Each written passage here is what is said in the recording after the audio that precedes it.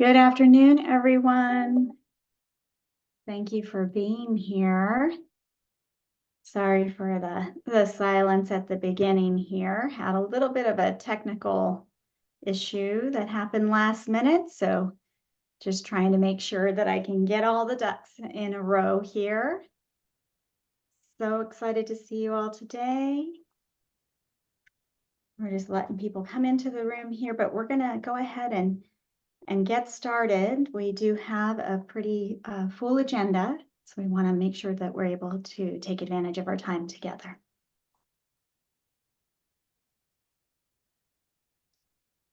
So welcome everyone. Just a quick look at the agenda here. We are going to have mostly a legislative session update that we'll be talking about. So I will go through and do a number of the bills that are on our framework, and then we have some guests to speak about specific bills as well. You will be able to get an update on everything that is in our current framework. And then we'll also be considering whether or not there are a couple of possible framework additions. The way the session works is, stuff just happens. You didn't know it was coming in, and then there it is. So if it's something that is aligning with what we're doing here for our BHI shared priority, we want to be flexible and be able to bring that advocacy to those efforts. So we'll have a discussion towards the end of this meeting about a couple of new possibilities for the framework and just get a general kind of consensus if we think that's a good idea or if it just doesn't align as much. So as you can see, we're going to end at 2 here, and I'm just going to go ahead and move into our land acknowledgement. So we would like to open this convening by recognizing that we are in the unceded ancestral land of the Coast Salish peoples, the traditional home of all tribes and bands within the Duwamish, Suquamish, Tulalip, and Muckleshoot nations. We cannot work to fulfill our mission and our vision of an anti-racist present if we don't first acknowledge and recognize the true history and cost of colonization. However, acknowledgement is only a first step, and we urge you to engage in accountable relationships and informed actions. And just a reminder, today is the second day of Black History Month. So as we consider history and our present and what we can do to be a part of that history, I'm happy to see that you're all here today. And just again, it's been a minute. We saw each other in November. We had our wonderful summit in December. So just a reminder, in terms of items that were put into our framework, the main criteria for the inclusion of an item is that it most effectively increases Black homeownership.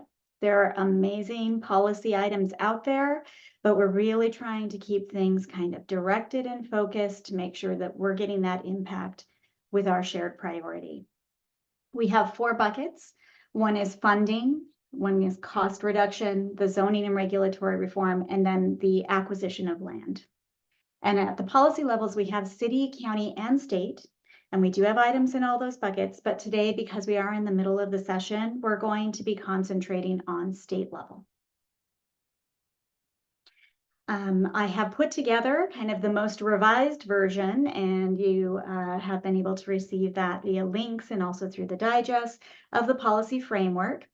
It's a single page that includes all of those items on the city, county, and state level, but then there's a second additional page that's just giving you a couple sentence description to just help you remember what was that one item. And we have 19 things that are on the state level, and there's just a really difficult way to keep that in your head. So just a couple sentences there to help you remember why we might be supporting it and what the bill is about.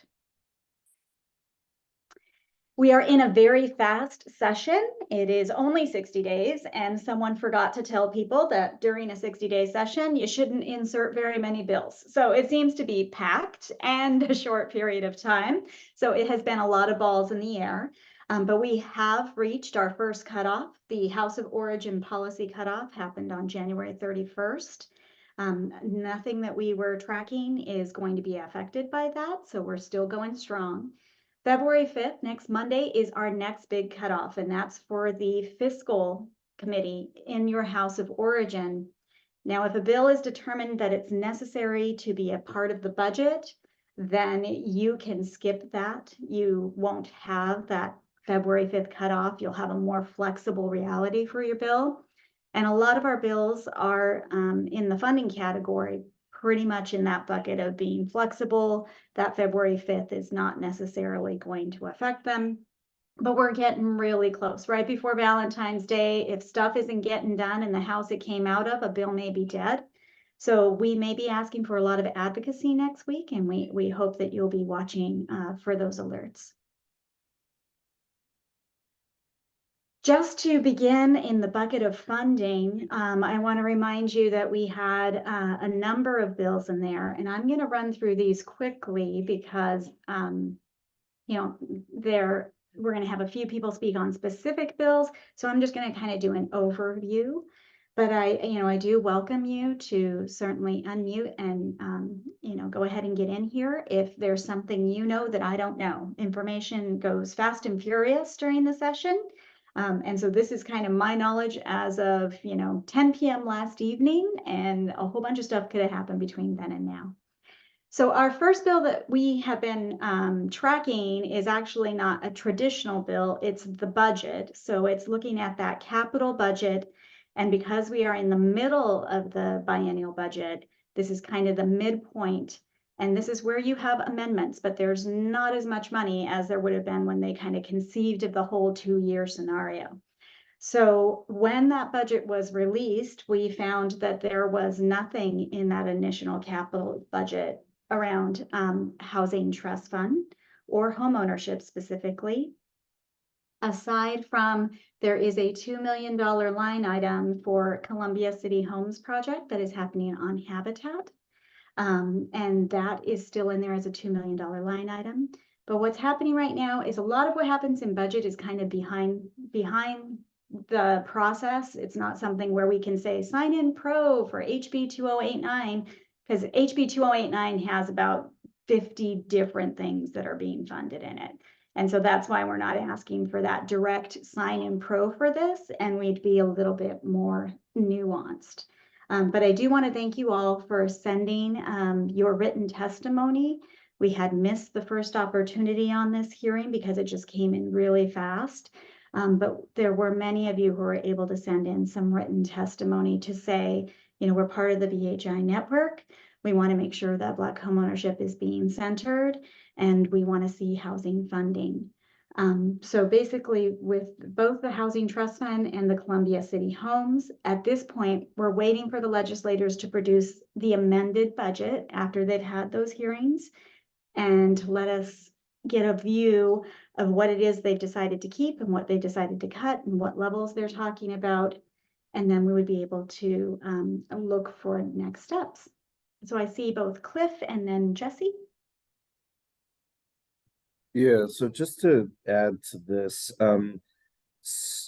so when it comes to the budget, like on the Senate side, there's actually a proposal right now for 20 million. And while it's unclear for affordable home ownership, and their proposal for MLK is actually 6 million. So right now the legislature is hashing this out. I think some of these numbers are more based on the governor's proposal, which I mean is he has a bully pulpit, but ultimately it's like the legislature is going to hammer this out, right? So there's, I think, a cause for definitely some advocacy on the budget, and I think that all of us can be very important voices when it comes to making sure like there's money for not just the MLK project, but also affordable home ownership in general in the budget, especially given like the Senate's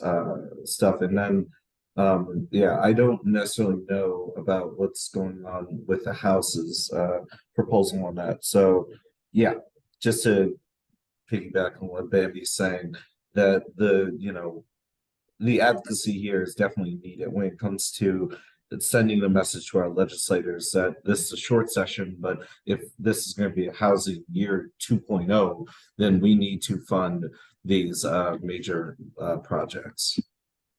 That's great. And Cliff, if Habitat is able to put something together that we can forward to people that they can go ahead and make sure to send, we'd be certainly happy to do that. And I can include that in an alert next week or in the digest.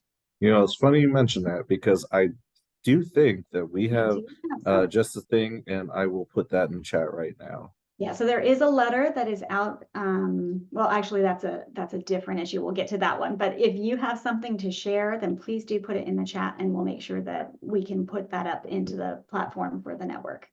Yeah, we have a letter to the oh sorry, that's actually on something else. So It yeah, is on something sure. else. Yeah, that's what I thought too. But we'll talk about what we can do for advocacy, but it is important that we remember the capital budget. We had that record 400 million for housing trust fund, but you know, every opportunity where we can be allocating funds for housing, we should be. And so it was a little shocking to see zero towards the housing trust fund in the recommendations, and also not exciting to see, you know, homeownership doesn't kind of get a call out. So we're trying to make sure that we're pushing for that. Jesse? Yeah, so don't have a huge update, but what I did hear from Michelle Thomas in Olympia is that the kind of draft budget proposals from both Senate and House side are allocating 100 million additional for the Housing Trust Fund. And I believe what they said was that that wasn't a reallocation of the rapid capital funding, but that they found other space within the budget. But definitely still waiting to see what those actual releases are, and definitely advocating for an increase to the Housing Trust Fund to cover the whole spectrum of affordable housing. Okay, quick question. So the numbers I've heard with at least the Senate proposal, that's included in that 100 million, right? Yeah, I believe so. Okay, just wanted to make sure. Perfect. So 20 million proposed, or at least perhaps at least from the Senate proposal, 20 million for affordable home ownership and 6 million for MLK, right? Yeah, we'll have to wait till we actually have the proposals to dig into how exactly they're counting the Housing Trust Fund allocations. I think they might be sorting some of these like Columbia City allocations under that too. Yeah. Well, and this is where, you know, following the legislature gets super fun. You're like, there's this whole upfront process where it's pretty clear how you can advocate. And then there are these processes happening behind the scenes. And so it's always good to reach out to your local legislator and just letting them know, here are our priorities. But as we have a more kind of concentrated ask for you, I will be sure to make sure that gets forwarded. So we're on to Washington Future Fund, which is the baby bonds bill. So it was reintroduced, but there were no hearings that have been scheduled. Last year, we were able to get one hearing, but then it did not get further along. Economic Opportunity Institute has been leading this effort in terms of advocacy. And if you saw the digest this morning, there is a letter that you could email to your to the chair, basically, of the Appropriations Committee. They're hoping to get a hearing, even if it's happening after the cutoff date of February 5th for fiscal committee. In fact, they're asking for after the fiscal committee date. They want to just make sure it gets on record, and they want to keep the education going. So if that is resonating with you, be sure to go ahead and you know, take that action from the digest today. And then on wealth tax, it was also reintroduced from last year. Last year, it did receive hearings, but then kind of died in the process. But no hearings have been scheduled because of the way the wealth tax is, and it has such fiscal importance. It's not something that would be, I believe, a concern around the February 5th cutoff. But we want to be seeing movement if it's going to be heard this year. Does anyone have any information to share around the wealth tax?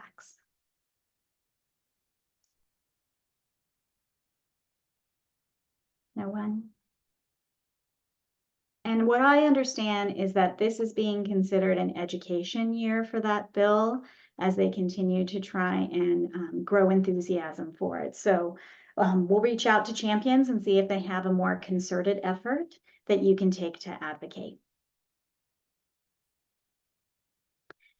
Another one of our funding items is the Covenant Homeownership Act, a $3 million operating budget proviso. So this was being written up and drafted, and now it was submitted last Friday. The idea is that we want to grow the pipeline for the CHA program eligible potential home buyers and make sure that we're addressing the lack of supply of the affordable homes that they have to purchase. So in the $3 million, $2.5 million would be a request for proposal open process to provide basic homeownership counseling services to prepare and assist those homeowners, and then conduct the community outreach to make sure that they're understanding this program is going to be up and running next year or this year. And then also, this is a bill that's talking about housing discrimination within communities, and we need to center those communities in the solutions as well. So providing some pre-development support and organizational capacity support for by and for organizations, making sure that they are part of this homeownership opportunity response. They're on the ground and they're knowing what their communities are looking for. And so it makes perfect sense to try and build some of that up. There is the additional 500,000 of the 3 million. And this is more about strategy. So this is trying to draft a plan to take some space and figure out how are we going to reduce the cost of these homes? How are we going to reduce the cost of, purchasing a home? What can we do in terms of acquiring public land and identifying ways for home buyers to afford their purchase? And we also need to start thinking design and development options. Are there other methods of construction or ways of doing it that, if we could scale it, could really change what we're doing on the supply side? So that money is to draft a plan, come up with strategies that will be provided. And I know it's not a lot of money. 3 million isn't a lot, but as I was saying, capital budget and operating budget, you're pretty thin in the middle year. But the idea is that we're trying to continue the work of CHA. We're trying to provide a proof of concept. When we see our buy and for developers, we can bring their stories next year. When we see the study and start thinking about what the ideas could be, we can bring those when we come into the full biennial budget. So next steps on this would be an organizational sign-on letter, and that's for legislators that are closely involved in the budget process. You'll see an email coming from me next week. I'm going to approach all of those people who had signed on as an organization to support the CHA original bill and see if they would like to opt out of this letter or stay in. And then I'm going to open it to organizations who didn't have the opportunity to sign in on that letter last year. And then I will also create an individual constituent letter, and I will ask that you send that to your legislators to encourage their support. Again, as we were talking about the capital budget, the operating budget is also a little bit kind of a behind the doors process with legislators discussing. So it's not that we're going to say sign in pro for this, because the operating budget formal bills are also like 50 items in there. So it doesn't really make a lot of sense to say I sign in pro for all 50 items. So this is a little bit more of a directed communication, be able to get that advocacy specific for the CHA budget proposal. And just a reminder on where we are with CHA, the study is due on March 1st. So they are down to the wire right now. And getting that completed. So the study will determine the eligibility for the program recipients. It's also forming the legal defense should it be challenged. So it is going to try to be very lean and mean in terms of what it's going to do in that first delineation of who will be eligible, because it's thinking about the legal challenge. And then there will be more room for opening up eligibility as we move forward. I see Daryl and then Cliff. Thank you, Bambi. Good to see you. Hey, I wonder in terms of advocacy for the proviso, do you have a sense about what the level of support currently is among legislators? Yeah, so we've been working very closely with Representative Chop and Representative Taylor, who were the sponsors on the primary bill. And Representative Chop was, of course, the speaker for 20 years. He has a really good finger on what's happening as we move around. He sent us a short list of the budget conversation he thinks needs to happen with a handful of legislators. But the caucus from the beginning of the year said that CHA was their most important bill last year and their highest priority. And so given that the proposal is specific to CHA, we're hoping to see support. But, you know, there was also a whole lot that happened at the end of passing CHA last year where we thought we had a whole bunch of people and then it started to shift. So we just want to make sure we're doubling up our effort. But he's feeling very good about it. But again, I think the issue you always run into is, you know, $3 million isn't a lot, but when the budget itself is super slim, everybody wants a little something of what they're trying to get. So it will be really important, you know, to do that individual advocacy to those in the budget process that he feels need either a thank you so much for your support. We want to just reiterate how much we appreciate it. And those who may be a little bit on the line where you say, you know, this is in alignment with what we were doing. This is how we're going to implement and realize the vision of CHA. So we do need you all to step in for this one, and I will be providing those opportunities. Thanks. Cliff? Oh, I just want to add a little bit.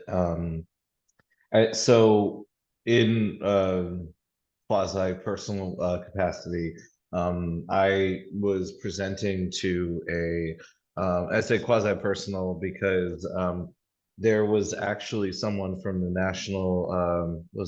National Fair Housing Association who's helping to do the study, who's presenting to the West Hill Community Association, Skyway.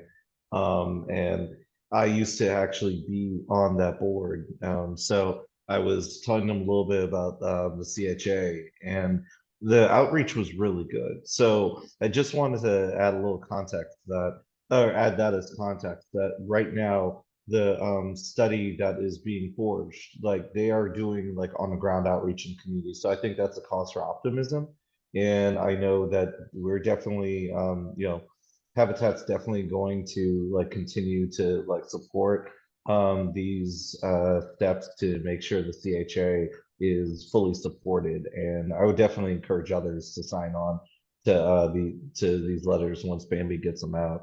Because and Daryl, you know, you can definitely speak to this as well as a fellow like oversight committee member, that the you know, this program, in that committee meeting, we're all committed to making this program work. And like these steps, whether it's like pre-development dollars or outreach dollars, are going to be essential to making sure that we can get out to the community and let them know that this is happening, because there are a lot of folks that still don't know about this legislation and know that they can benefit from this and that their voices in this would be critical to implementing it. And then, of course, in terms of developing the capacity of different organizations in our communities to actually be able to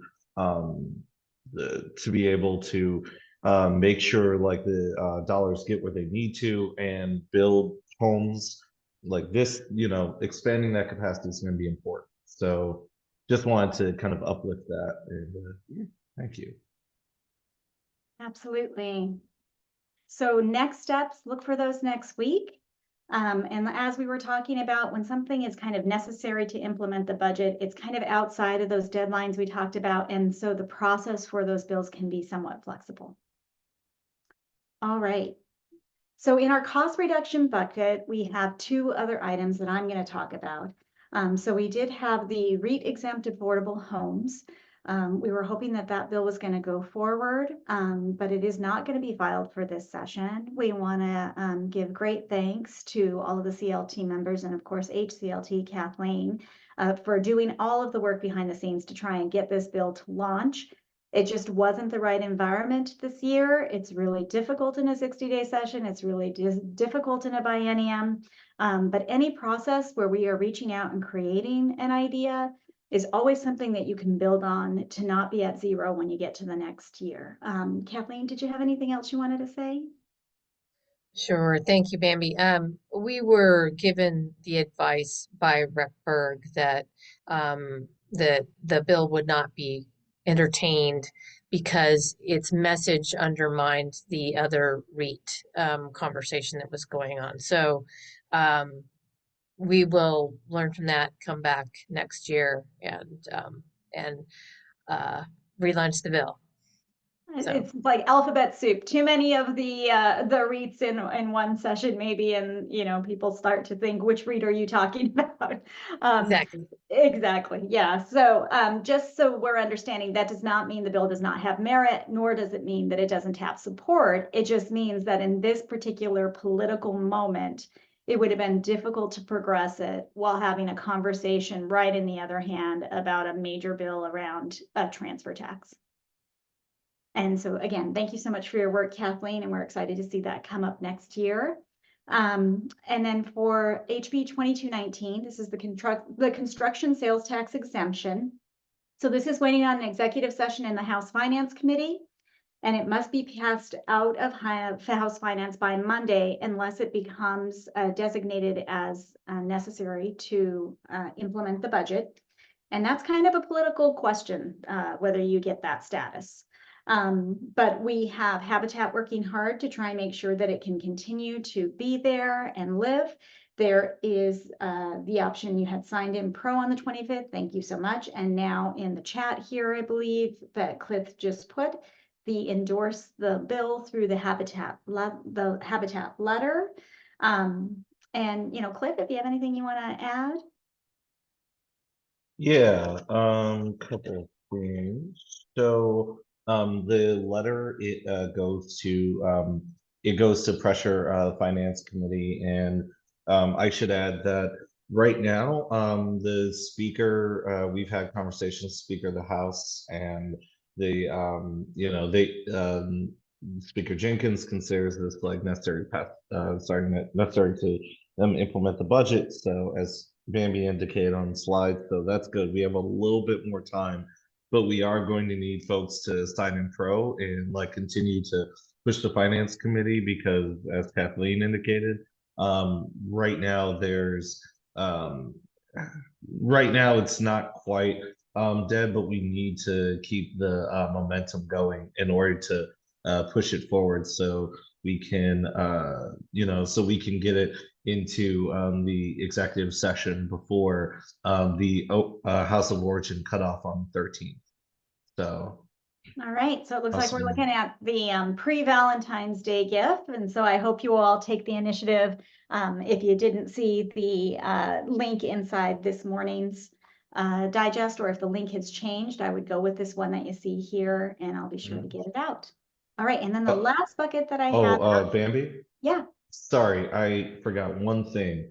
For those of you who are not familiar, this particular bill 2219 will be so very critical to particularly affordable home ownership, because it is going to significantly reduce the cost of actually building these homes for everyone, for many of the organizations on this call. So sorry, just want to make that pitch and make it clear to folks. Absolutely. All right, and this last little bucket I'm going to report out on before I move forward with our guest. So this is the zoning bucket, and there are two things that we have on here. We have the lot splitting bill. This was the running start kind of thing, where it passed on the first day of the session through the floor of the House. Didn't even have to go through committees.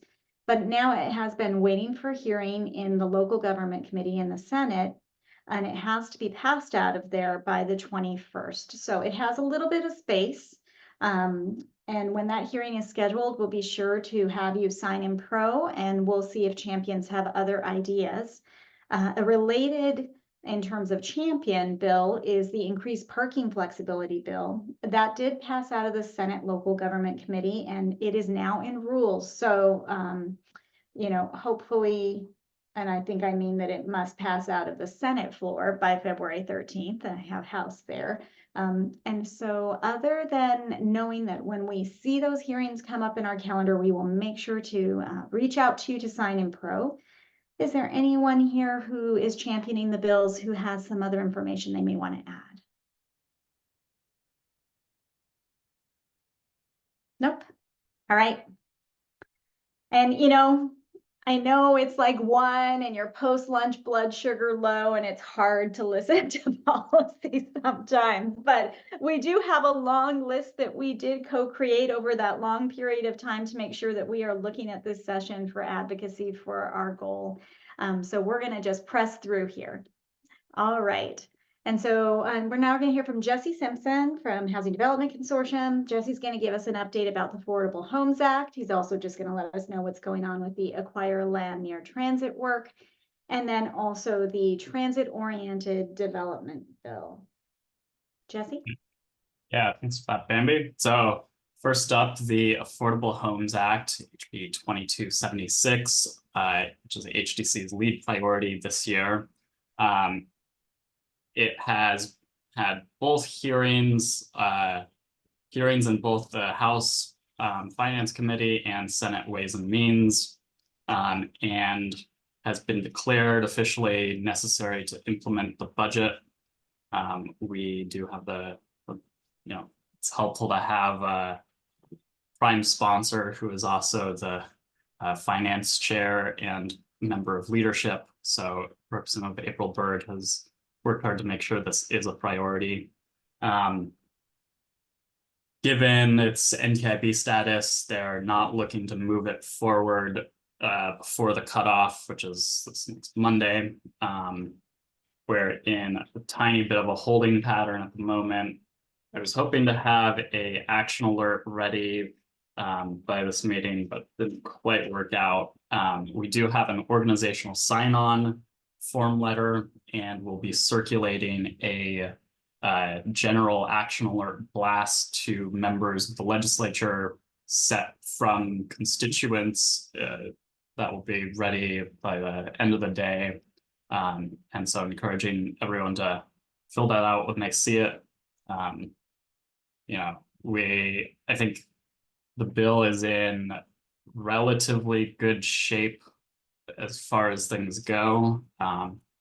We know that the realtors are going to be launching a TV ad campaign against the bill next week, which I anticipate to be kind of hokey in terms of messaging, but will demonstrate their interest in expending resources to fight the bill and kind of signal to lawmakers in swing districts ahead of a election year that they're very opposed.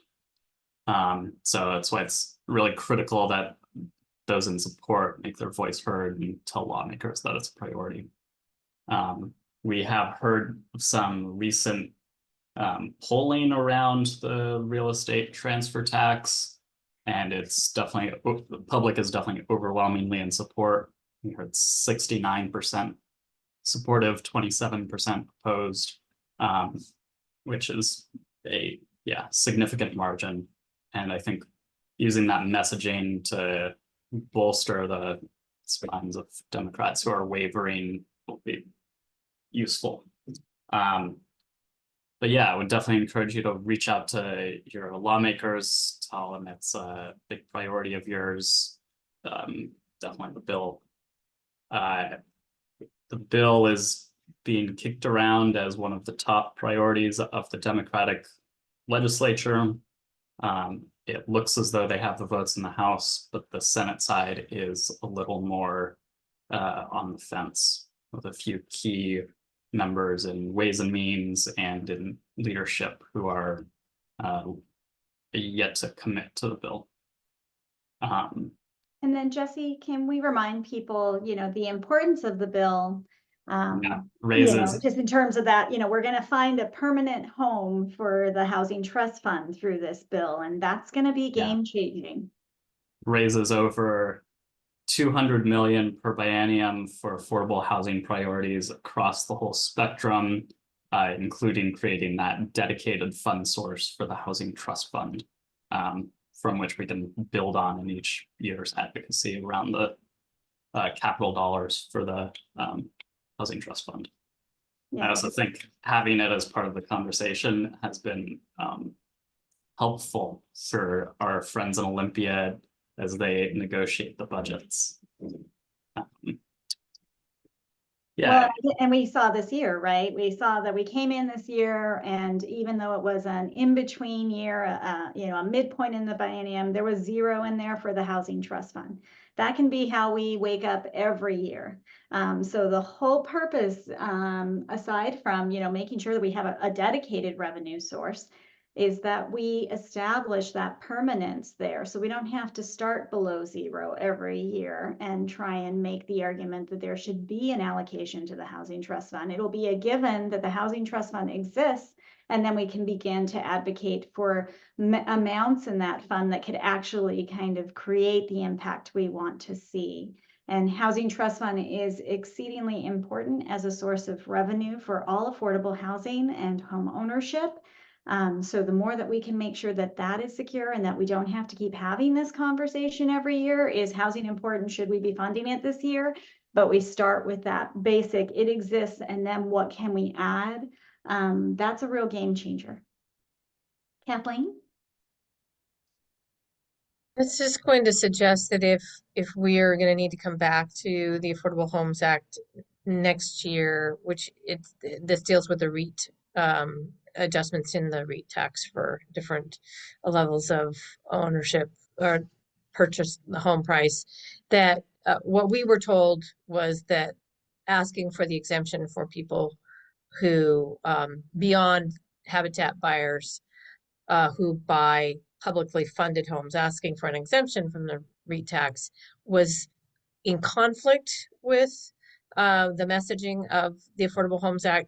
I would love to see us try to find a way to harmonize our objectives and just include that exemption in that bill going forward. So I'm not sure why it should feel like it's detracting if it goes in like together or something. Just an idea. I could see the argument for it. I think you would have to talk to someone who knows a little more about the actual bill drafting. I know there are restrictions on how much any given bill can address. I think there was a desire to keep the bill as limited as possible to ensure it only had to go through the fiscal committee in a short session, but that in a long session, there might be a little more leeway to expand out and factor in a first stop in housing or local government. Great. Probably housing. And I think this is that scenario, right, where we get stuck in the politics of it all, like where the logical thing makes sense, but logic is not often the political process, unfortunately. You're like, it would make sense if we could get that in there, and then Kathleen won't have to come back next year and put up a new bill, right? Yeah. But at Well, the same time, there's always so much that positioning that's happening that it's kind of hard to read. additionally, Rep. Wiley's bill, which was trying to do the same thing as our bill would have done, but did it in a different way, apparently they said, oh, that would cost the state $4 million in the first year alone. And I was like doing the math, and I'm like, there's no way. We don't have enough affordable homeownership deals going through the state to have that kind of fiscal impact. Their fiscal note was 4 million. 4 million the first year. Like, Kathleen's like, seriously? yes, let's do it. So Kathleen anyway, would like to fulfill that mandate for that yeah, long. let's reading, get it to that yeah. level, okay? Yeah, there's no way that's even close to accurate. Well, and again, that's the reality of the difference between like the logic of what we should be doing and what happens once it gets into the legislature. So all the nuance is always flying around, and it's flying around at like 100 miles per hour. And we're just going to try to be agile. And as kind of clear opportunities exist, we'll bring them to you. As Jesse comes up with his next iteration for advocacy, I'll be sure to have it in the digest. And then if you really, this is a passion of yours, you're resonating with the Affordable Homes Act and you want to do advocacy for that, please do reach out to Jesse. I put his email in the chat here, and he would be more than happy to say, here are the people who we'd love to have a call with if you'd like to have a call, or if you're talking to them about something else. So those are always really powerful ways to help things along. Anything else you wanted to add, Jesse, or are we doing good? Just one quick note, we have a fiscal note released now for the Affordable Homes Act. And so that's projecting the revenues from the bill to be 133 million in the 25 to 27 biennium, and then 256 million in 27 through 29. And we have to remember when we're talking about real estate transfer taxes, we're talking about the current real estate market, which is quite unusual, right? We have the interest rates and, sales are not happening as they have. But the point is to be future focused, right? It's not always going to be this moment. And so revenue will go up and down, but this is probably, your real low point if you're thinking about the revenue source, because we're in such an unusual situation, but it does not mean we will always exist here. And again, the point is to have the start. Even if it were 10 million, the point would be that it exists and we could build from it, right? So please don't be, discouraged by whether that happens to be the 2 billion that it should be. But, we need to start where we are. And then Jesse, just because we're going to be moving on here to Assessor Wilson, anything you wanted to tell us about transit-oriented development quickly, or the acquire land near transit? Yeah. So TOD passed the House capital budget just this morning out of executive session. So we've been a little nervous that it hadn't been scheduled for a while, but has passed. So cleared the fiscal cutoff, and looks like, the House version is going to be the prime carrier for this bill. That's excellent to hear. I didn't know. That was an 8 a.m., so I wasn't here for that one. Yeah. I didn't watch it live, but I saw the vote after. Excellent. And yeah, policy-wise, it hasn't changed too much since its introduction. Some little fiddling around with the definition of bus rapid transit. Has a 10% inclusionary zoning requirement with some provisions to depart from that if the zoning is already more permissive than the TOD level, and if the cities have inclusionary or incentive programs in place already. And then quick pitch on acquiring land near transit. We are really restarting that stakeholder engagement work kind of right after a legislative session, restarting the Sound Communities group and pulling together the list of people who need to be engaged in that work to make it politically successful. So, I think we'll have more concrete updates to share with this group down the line. Definitely focused first and foremost on this legislative session at the moment, but look for some updates and the more rigorous stakeholder work that you can all get engaged in down the line. Great. Thank you so much, Jesse. And again, as things come out, I will be sure to be passing them on to all of you. Next, we're going to hear from Assessor John Wilson. Last year, we were hoping for a homeowner property tax relief bill, and it did not come to be, but this year it has happened. So we have SB 6249, and right now it is awaiting for its executive session in Ways and Means. So it must pass the Senate floor by February 13th. So this is another pre-Valentine's Day scenario here. And I'm going to go ahead and turn it over to Assessor Wilson. Oh, and I think you're muted there. All right, thank you, Bambi. There you Now, go. heaven help you all. Now you get to listen to me. So yes, thanks very much to all. And so many of you were supportive of it at the hearing a week ago, Thursday. We hope to be getting traction. We're trying to push on all things. We've got a couple little tweaking to it, but quickly what it does is it establishes a homeowner exemption that is funded through a tax rebalancing. Right now, in King County alone, roughly 83% of the property tax, the 7.6 billion this year, is paid by residential taxpayers. The commercial sector pays only about 17% or 1.3 billion.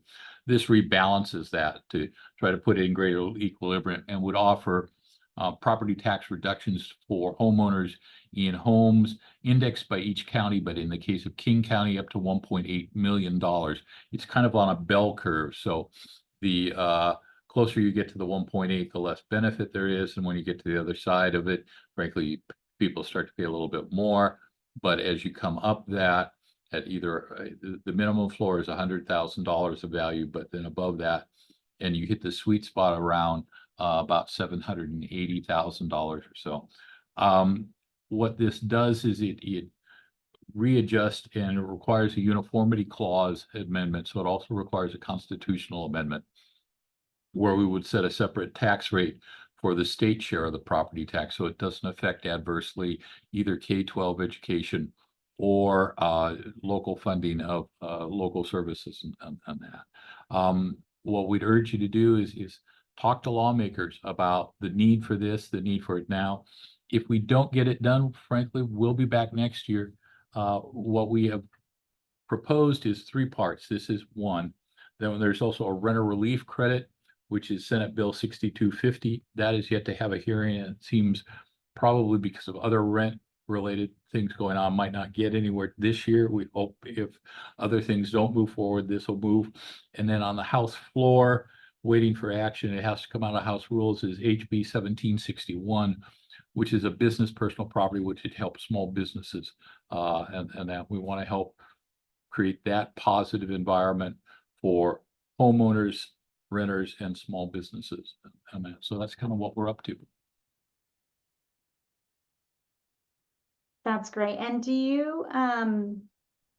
how are you feeling about it? How'd you feel about the hearing? How are you feeling about the possibility for SB 6173?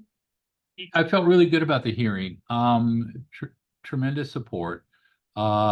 We've been talking steadily. Kind of my partner in this among assessors is the Spokane County Assessor, Tom Konis. We've talked to Democrats and Republicans.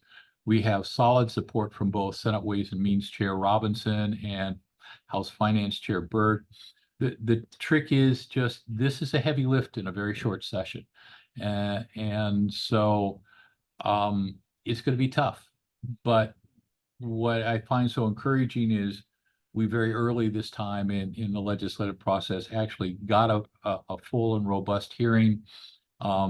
Assessors are coming around, treasurers are coming around, and I think clearly housing advocates and people that are interested in trying to promote home ownership, and especially things like the BHI effort, really supportive. You know, just to go back really quick, kind of the germinus was actually 2 sessions ago or a session ago, former Representative Harris Talley's HB 1494, I believe it was, which was the Homeowner Displacement Act that she had proposed.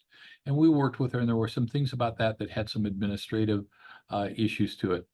But we thought she was on absolutely solid ground as a way to promote greater home ownership, especially among communities of color that have been historically disadvantaged.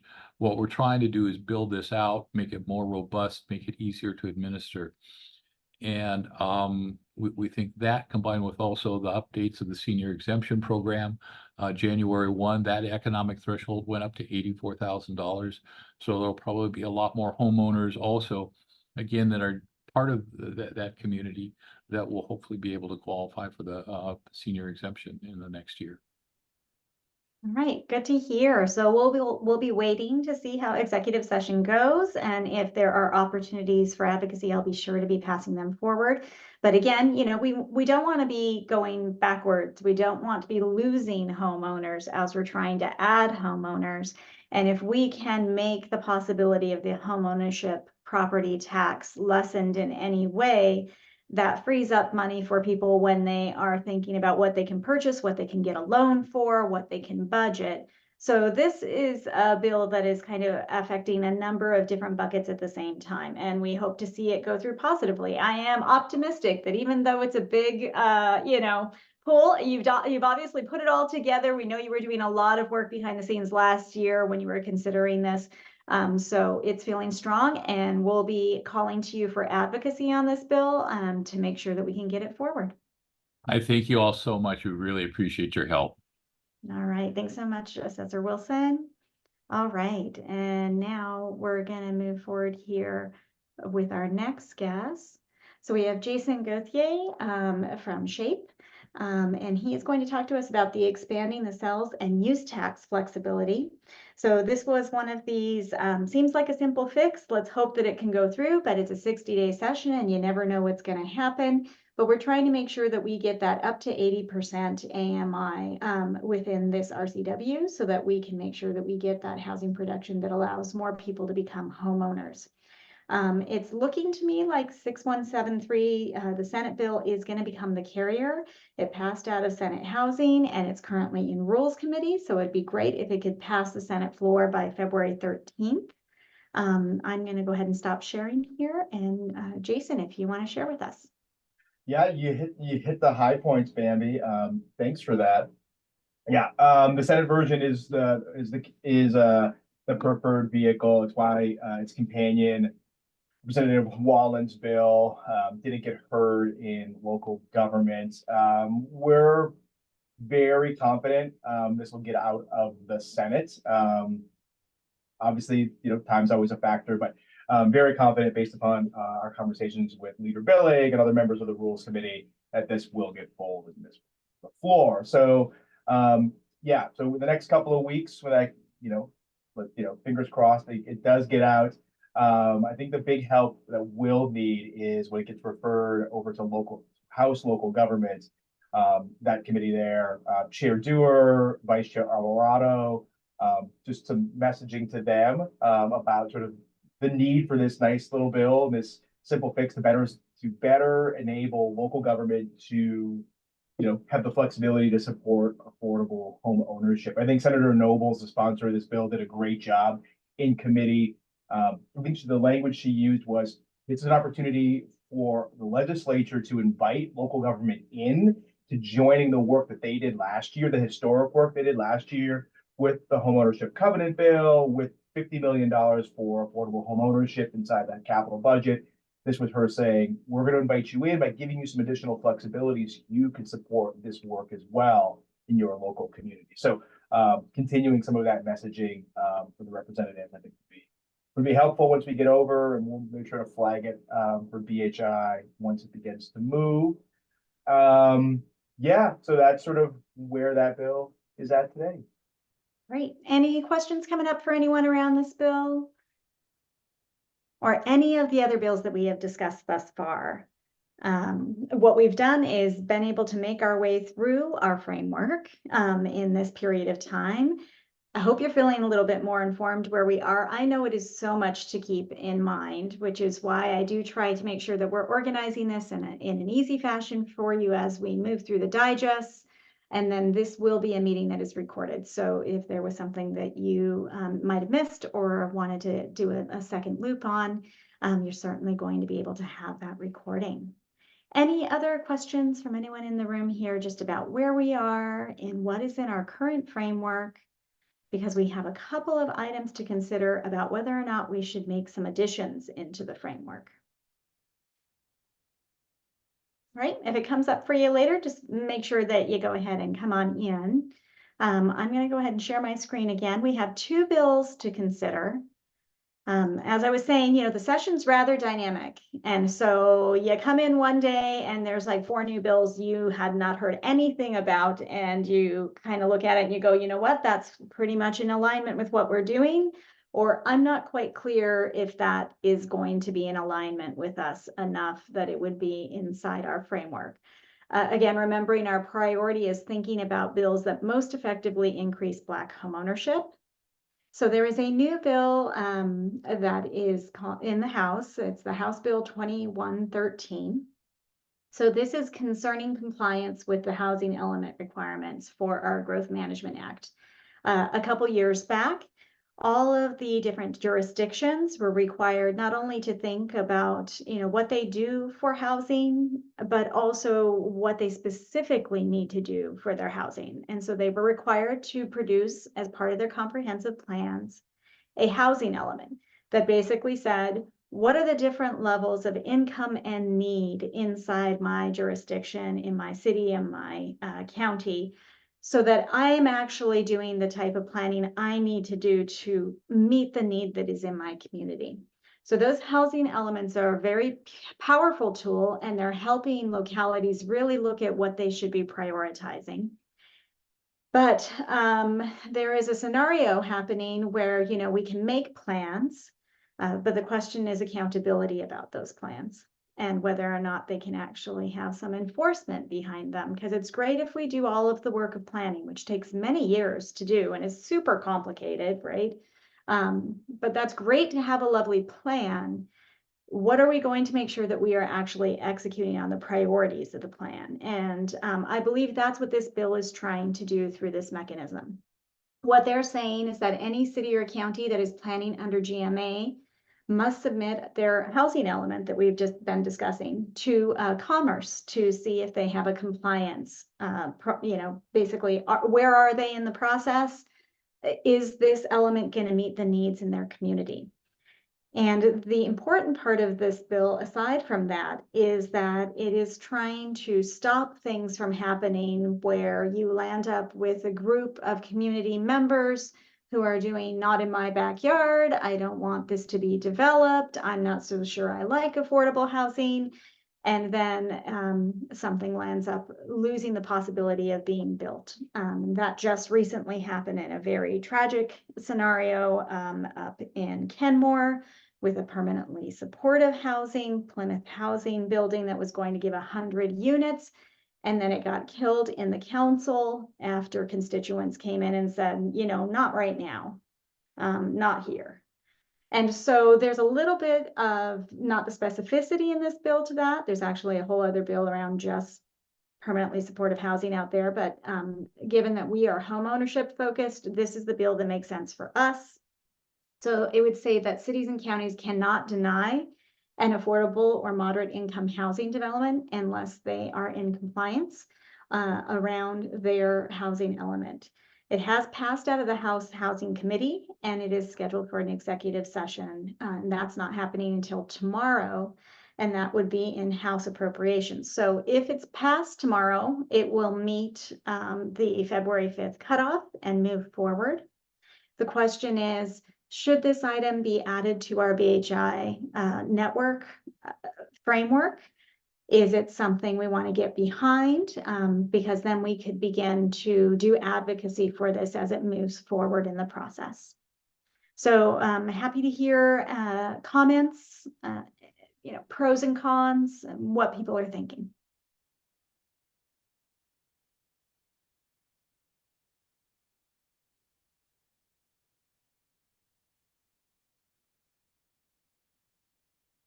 Hey, this is Amanda. I can't figure out how to raise my hand. Is it okay if I talk? Sorry, Oh, Cliff. absolutely. Absolutely. Thank you. This is Amanda DeShazo with the Affordable Housing Consortium in Tacoma Pierce County. And yeah, I'm so glad that you brought this up. I didn't know this was happening, but we're tracking comp plans in Pierce County, and we're seeing a lot of NIMBYism happening. And so I am fully in support of BHI supporting this bill. Thanks for that, Amanda. And Cliff, you had your hand up? Yeah, as far as Habitat goes, we've testified in support of this bill. We're very much full support of this bill.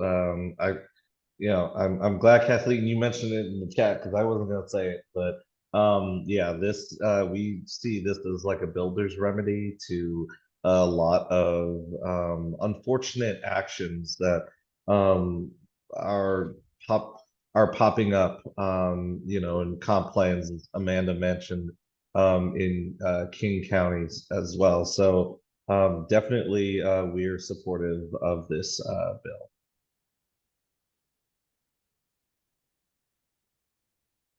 Anyone have an opinion to kind of moderate that, or something else we should be considering? Jason? Yeah, I've got a couple of thoughts. One, Amanda and Cliff both alluded to sort of NIMBYism or actions sort of counter to the intention of the housing element of the GMA. I'd love to hear examples of that beyond the Kenmore example that's been in the news. Although that's a tragic one, I'd like to hear more examples of that. Secondarily, BHI does have local governments that participate in the BHI network. I don't speak for all local governments, although I am employed by 15 local governments. But I think if you want to continue to invite local governments into participating in the BHI network, I would sort of caution the BHI policy group around doing things that run counter to the policy positions of those local governments. So, yeah. Also, again, happy to hear examples.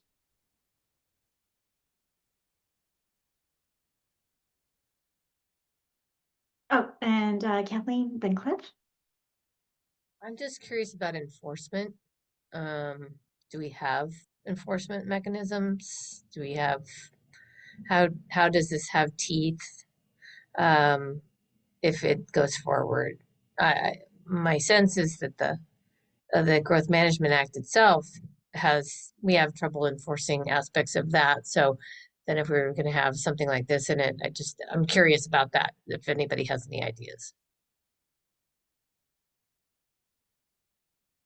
Yeah, and Well, I there can't. is the bill contemplates two sort of stick approaches, right? If you are not in compliance, there is what is, I think, referred to sort of commonly as sort of the builder's remedy. That would allow essentially, well, I think the idea is there that as long as you include affordable units, that like I'm sure that jurisdictions have to permit something, which I think also runs counter to what the purpose of permitting is, to ensure sort of life and safety standards are met as well. So I think there's some problematic issues there. I wouldn't necessarily say Secondarily, that. what's that, Cliff? I was gonna say I wouldn't necessarily say that. I mean, in terms of So Cliff, builders, I'll appreciate your rebuttal in a moment. And then the GMA, can already be challenged at the Growth Management Hearing Board, and so there is already an appeal process, so that if parties feel that jurisdictions are not complying with the Growth Management Act, they can appeal that. So there already exists a formula for that. Commerce already does a review of jurisdictions' growth management plans. They simply don't. It's more of an advisement role that Commerce plays, rather than, as this bill imagines, sort of twofold: a certification of compliance and approval of it. So there's, yeah. And Cliff? yeah, sorry to jump in there, but I was gonna say, like, I think we're going far afield if we are talking about like the meanings of permitting and stuff like that, because no one is challenging like the fundamentals of like permitting or like the or like trying to make sure these are safe, decent, and healthy places to live.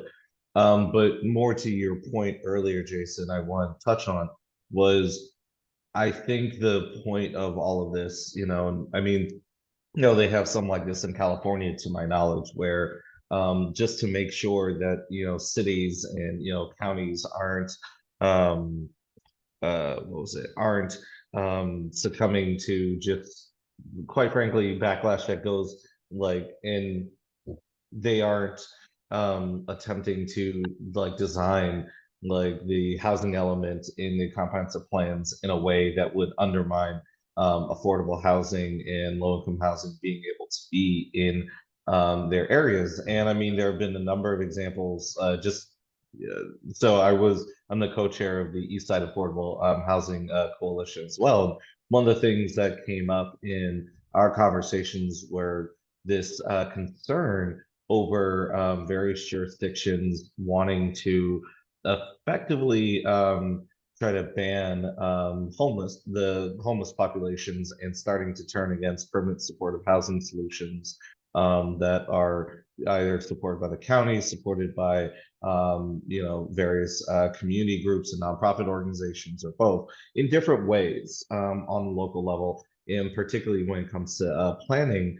While we've not seen any like major incidents like the Kenmore example, I think caused a lot of, and the reason why people keep bringing it up, and this is just from my perspective, the reason people keep bringing it up is because everyone was so surprised at the like level of backlash and that it poured over. So while this bill wasn't a direct, response to that, that's why people keep bringing it up. But more importantly, I think this bill is going to ensure that that when it comes to planning, no one can put any poison pills and stuff to keep the to keep out the kind of affordable homes that we need in our communities, and particularly with home ownership, that I think this is something that we should support as an initiative, because it does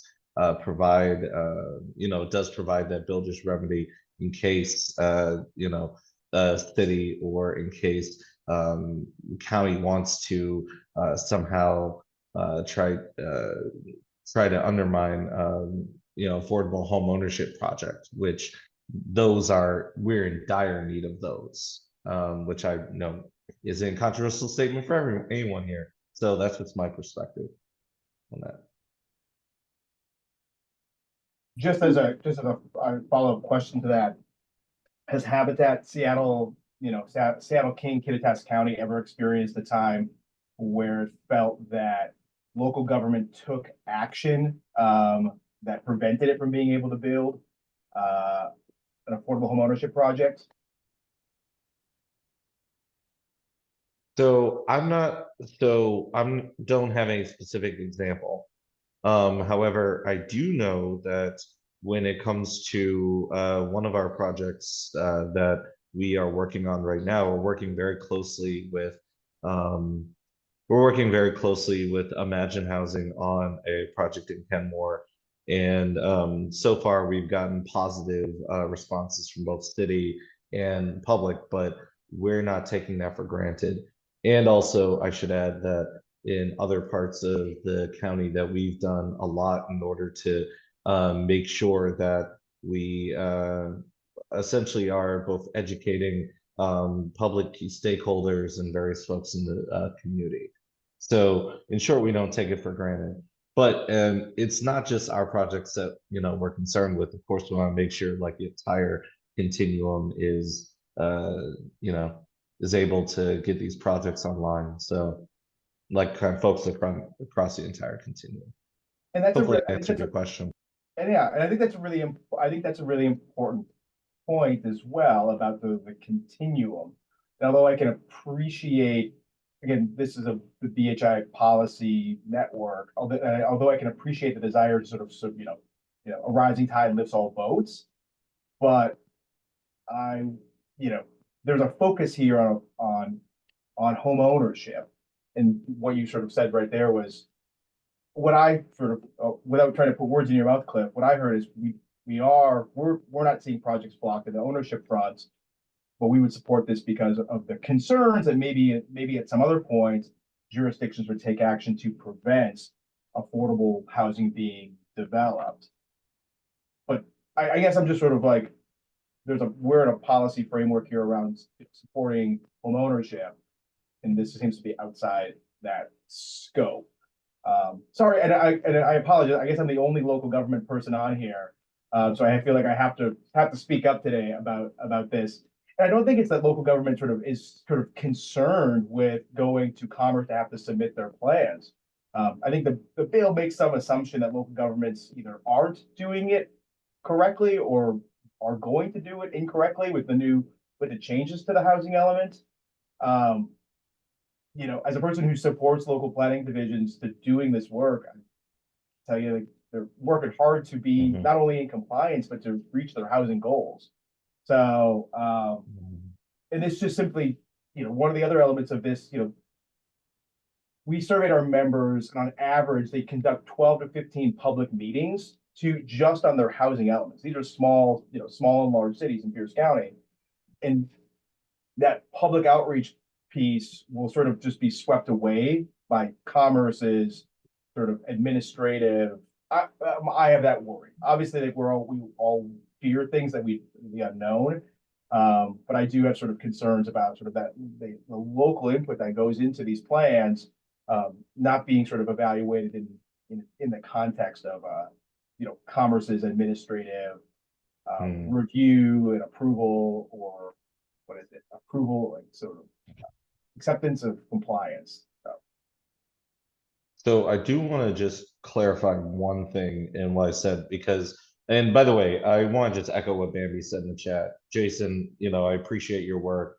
And, I see Councilmember Daniels there, even though I'm up in King County, I appreciate like the work y'all are doing in Tacoma and Pierce County, particularly for affordable home ownership. One thing I do want to note though, is that we have taken great care to go through basically long, various processes in terms of that outreach you're referring to make sure that local governments are comfortable with it, and that their constituents are comfortable with our projects, and others can chime in here as well. But when I said we don't take that goodwill for granted, and knock on wood, we don't have anything blocked, that doesn't mean that for our projects that it can't happen. And particularly, I'm thinking back to our project in Bellevue, where we had a public, where we had a public meeting, answered several questions. Some of them were, fair and in good, in good faith, and quite frankly, some of them were not. And luckily, we have been able to build a relationship with the city of Bellevue. And again, local governments are not the bad guy here. I want to make that very, very, very clear. It's not what I'm saying at all. But we've been able to build those relationships, and obviously have the track record of success, as well as several other folks on this call, to be able to, move the needle, right?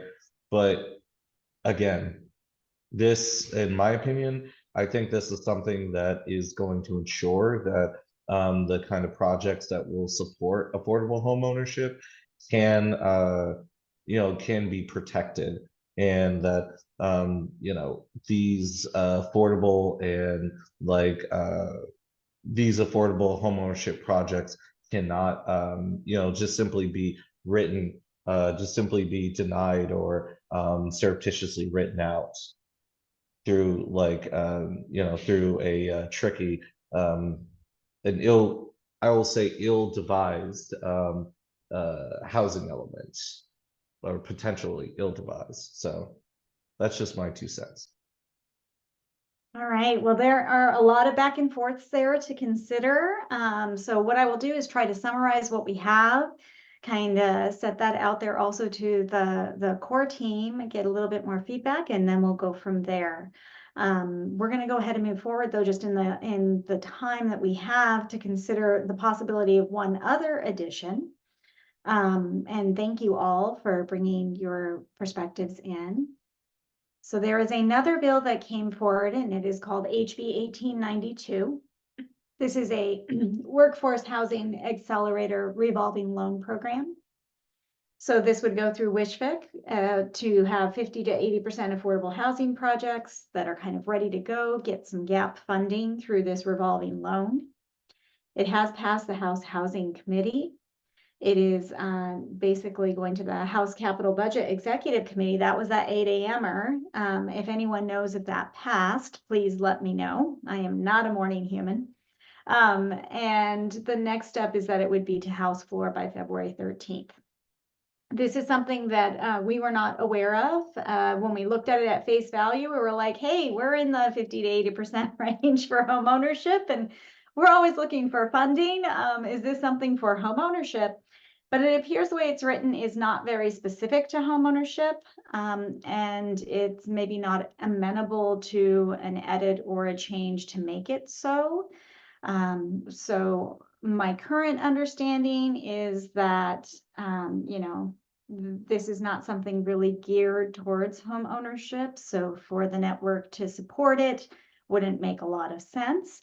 And there have been efforts by partners to try and see if that language could be changed, if there could be some addition to that.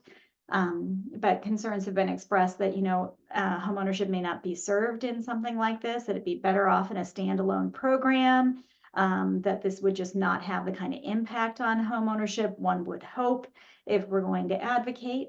So I'm going to open it up to get other perspectives. Again, this is that scenario where a bill comes through and you start to look at it and you're like, I think it might be within parameter, but I'm not quite sure. So really looking to all of you if you have any particular opinions around this.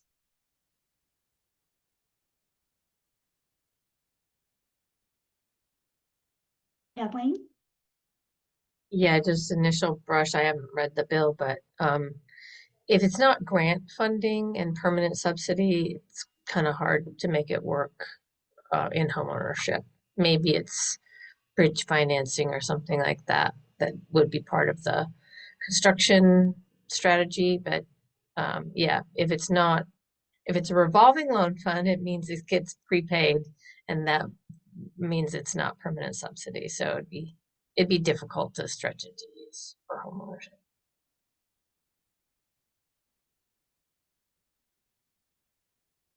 And Jason?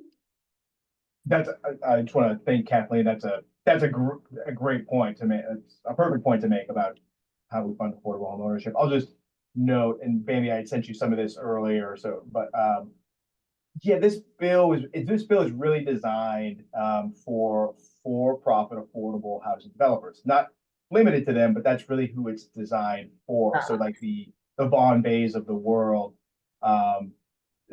that have really pushed this bill through.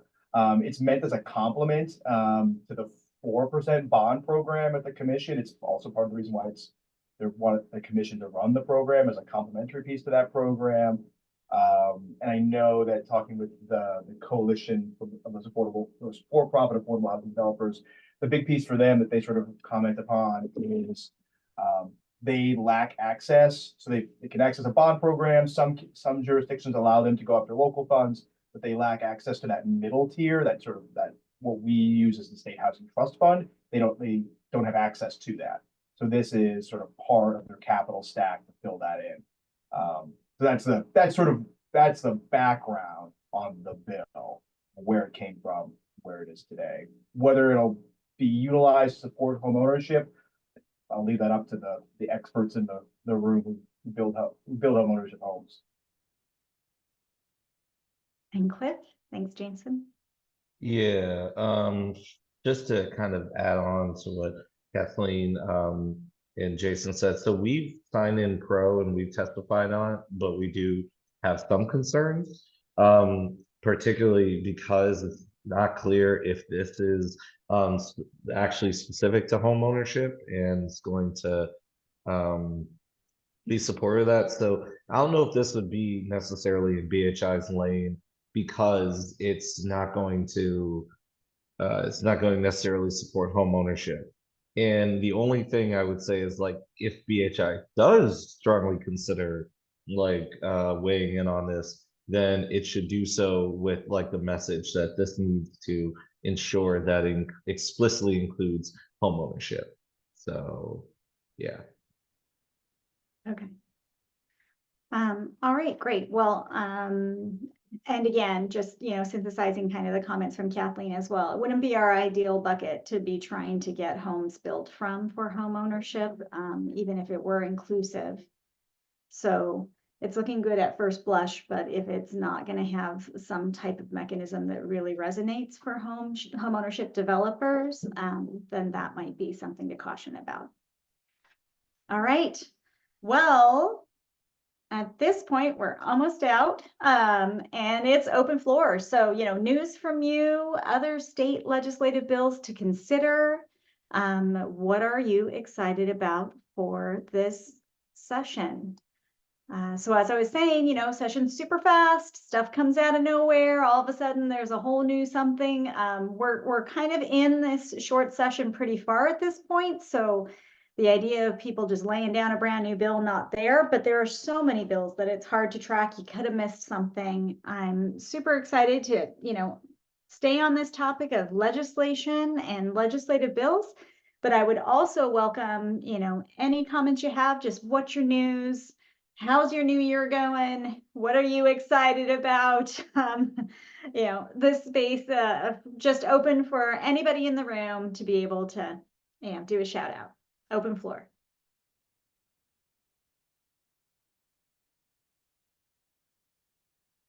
One bill that I think could actually make its way into the BHI framework is HB 2071. This is proposed by Rep. Dewar. Does a handful of things regarding the building code, but the most notable part, and the one which seems most likely to pass, is redefining where you need to go from the residential building code up to the commercial building code, which triggers all kinds of like sprinklers, just a bunch of extra costs. It brings that up from the current threshold of 3 to 6. And so I think it would provide it would increase feasibility and reduce costs for that like 4 to 6 unit development. And then there's some other stuff about passive house and parking requirements and setbacks. Honestly, some of that stuff may end up getting pulled out of the bill because it's more contentious, but the residential building code component of the bill seems most likely to pass and very aligned with the BHI goals of more low-cost middle housing homeownership opportunities.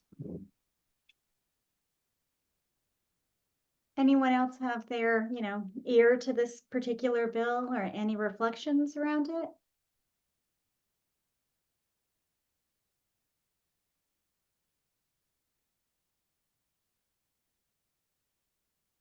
I mean, on surface, of course, not having read it, that sounds like a smart change. When you kick into the commercial code versus the residential code, there's a whole other level of expense and parameter that needs to be met. So it sounds like this is something that is trying to make implementation of HB 1110 a little bit more feasible for developers. Yeah, thanks so much for bringing that up, Jesse. I will be looking into it. If anyone else has more that they know about it and they want to send me an email, please do, so that we can kind of get a well-rounded idea of if it's something to be moving forward with. It looks like it has passed its housing committee. And it is also scheduled for executive session tomorrow in appropriations. So it'll be clear tomorrow whether or not it's moving forward. If it doesn't pass out of appropriations tomorrow, then it most likely would be subject to the cutoff on Monday, correct? Yeah. All right. Yeah, at this point, likely expecting it to pass out of appropriations. But yeah, we'll see. All right, well, it looks like we may be entering midstream for some of these bills when they go to opposite house to be able to add voice. And that does give us a little bit of time to be able to, think it through. So we're close to the end of the hour. Anything else coming for anyone top of mind? I always love appreciations. We could do that. That works for me. It is a new year and the sun is out in this moment. So it's Friday. I hope you get outside into this, hopefully more than 3 hours worth of sun. We all made it through that sloggy, wet week. So appreciating any sunlight that hits my skin these days. Anything else coming for anyone else?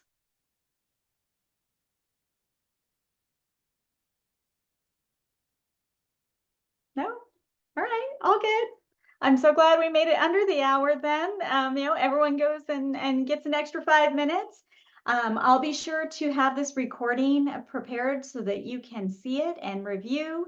If you have any other things that come up for you, please do make sure that you reach out to me, and I'll be happy to, do a back and forth or connect you with somebody who may have an answer I don't have. And Cliff, you want to speak at all about your comment in the chat? Oh, I'm just a film fan, and if you guys know the original Apollo Creed, Carl Weathers, unfortunately he died today. Just got yeah, so sorry to be a downer, but second day of Black History Month, he was a legend. Appreciate him. Also, really just really good dude. So yeah. Well, and I think it's always important, at least in my personal, in my personal traditions within my family, within my culture, you know, we need to always be speaking to our grief, speaking to those who have passed, and celebrating with joy the mark they make in the world. So thanks for bringing that up, Cliff. All right. Well, have a great afternoon, everyone. Thank you so much for showing up. I know it is not fun to sit here and think through 20 policies, and I hope it's just, you know, not too deadening, but that you are staying connected, and I can do what I can to try and help make this as palatable as possible. Thank you so much for your advocacy, and please do reach out. Have a great day. All right, bye, y'all. Bye, Bambi. Bye.